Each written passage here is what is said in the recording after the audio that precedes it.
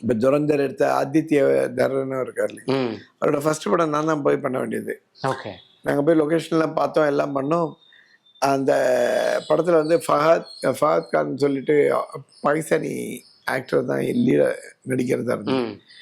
அப்போ தான் இந்த பலூமா இந்த இது பிளாஸ்ட் ஆன உடனே இந்தியாவில் வந்து இந்த பாகிஸ்தானி ஆக்டர்ஸ் கிரிக்கெட்டர்ஸ் எல்லாரையும் பேன் பண்ணிட்டாங்க.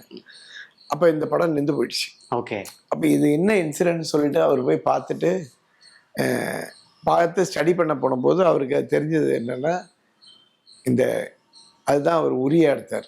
ஓகே. உரின்னு ஒரு படம் எடுத்து அது பெரிய ஹிட் ஆகி நேஷனல். அந்த உரிக்கு என்ன தான் கூப்பிட்டுருந்தாரு. நான் போய் மீட்டிங்லாம் பண்ணேன். ஆனால் டேட்டு மாறிடுச்சு. அவர் நினச்ச டேட்டு கிடைக்கல, ஆக்டர்ஸ் கிடைக்கல. அப்புறம் விக்கி கௌஷல் கிடைக்கும்போது அவர் அப்போ விக்கி கௌஷல் பெரிய ஆக்டர் இல்லை அந்த டைமில். ஸோ அவர் அப்போ தான் வந்து அப்கமிங் ஆக்டர். அவரை போட்டு எடுக்கிறோன்னா பட்ஜெட்லாம் கம்மியாயிடுச்சு. ஓகே. அப்படியே அந்த படம் நான் பண்ண முடியல. அதுக்கப்புறம் இப்போ துரந்தர்னு படம் பண்ணியிருக்காரு, ரொம்ப நாள் பண்ணியிருக்காரு, பெரிய ஹிட் ஆச்சு. Premium women's wear. Let your body love it.